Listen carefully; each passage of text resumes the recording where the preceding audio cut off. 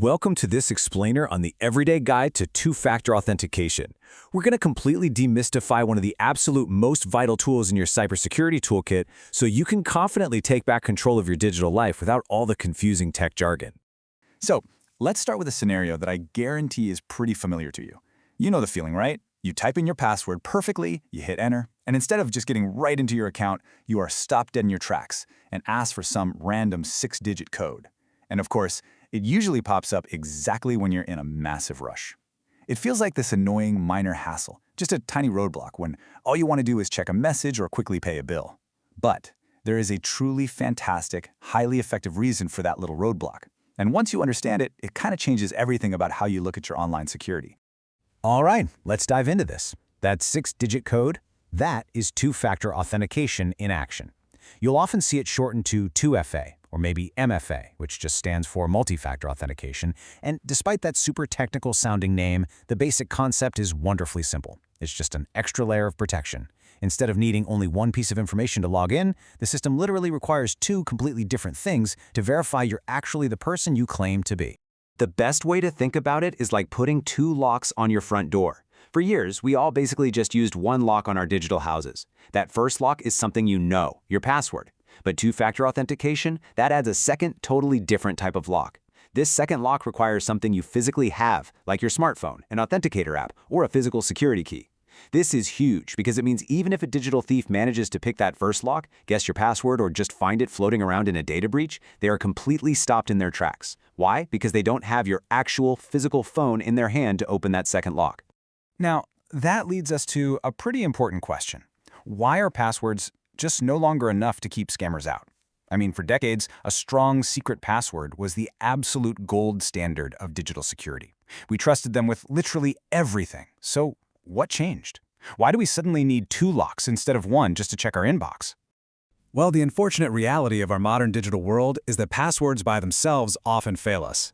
When these massive, multi-billion-dollar companies have data breaches, and we see it on the news all the time, millions of usernames and passwords end up circulating freely online for anyone to just grab. But here's the real vulnerability: human nature. Surprisingly, studies show that over half of people reuse the exact same favorite password across multiple websites. That means if just one random obscure website you use gets breached, every single other account where you use that password, including your banking or email, is instantly at risk. It's like a domino effect. Okay, so how do we fix this? The tech world has actually given us a pretty brilliant toolkit with a few great options. First up, we've got text codes. You enter your password and a code is texted to your phone. It's super common, and hey, while it's not totally flawless, it is immensely better than having nothing at all. Next, we have Authenticator apps, which are incredibly strong and super practical. Then there are approval prompts. You know, those convenient little notifications that pop up on your phone asking, "Hey, is this you signing in?" You just tap yes or no. And finally, security keys. These are actual, physical little devices you plug into your computer or tap on your phone. They offer the absolute highest level of security, but they're mostly used by people or businesses with really intense security needs. Now, for the vast majority of us, everyday users, small business owners, Authenticator apps are really the sweet spot. Tools like Google Authenticator or Microsoft Authenticator give you this perfect balance of high-level security and everyday convenience. Instead of sitting around waiting for a text message that might get delayed, these apps sit right on your smartphone and automatically generate a fresh, super secure code every 30 seconds. And the best part? They generate these codes locally, right on your device, which means they work perfectly even if you're on a plane with no cell signal or Wi-Fi.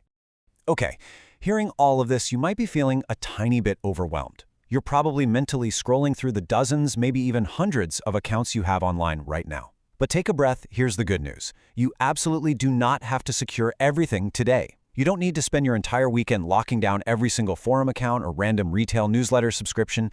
So where do you start? How do we prioritize this? The trick is just following a simple step-by-step roadmap. Step 1, and this is by far the most important account to protect, is your email. Why? Because your email is essentially the master key to your entire digital life. Think about it. If you forget a password on almost any other website, what happens? They send a reset link directly to your email. If a scammer gets into your inbox, they can just request password resets for literally everything else you own. Protecting your email first effectively puts a shield over everything connected to it. After that, step 2, your banking and financial accounts, because obviously those are direct targets for theft. And then step 3, your primary business and social media accounts.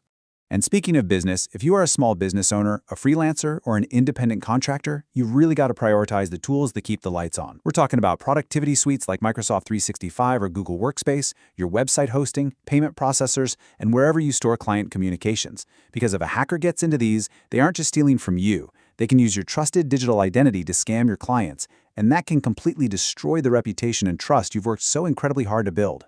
Now, as you go through and turn 2FA on for those high-priority accounts, there is one vital pro tip you simply cannot skip.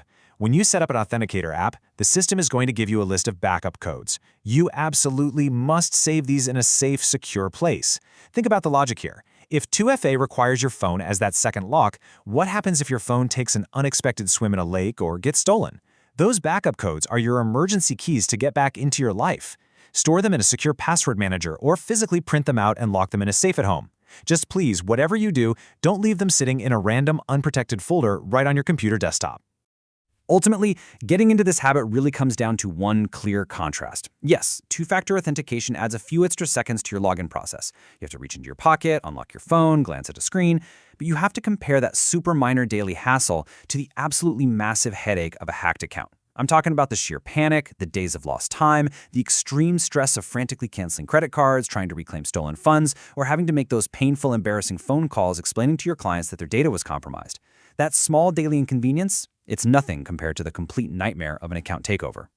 So, I want to leave you with this final, empowering thought. A few extra seconds today literally saves hours of stress tomorrow. You've got the knowledge now, you understand the tools, and you have a prioritized game plan. Are you really willing to risk your entire digital life just to save 5 seconds logging in? Don't wait until you're the victim of a breach. When this explainer finishes, I'd love for you to open a new tab, go straight to your primary email provider, and turn on two-factor authentication right now. Lock down that master key first, and you will instantly be leaps and bounds ahead of the scammers. But as we put all these new locks on our digital lives today, it really does make you wonder. As hackers get even smarter and technology keeps evolving, what exactly is the third lock on our digital houses going to look like in the future?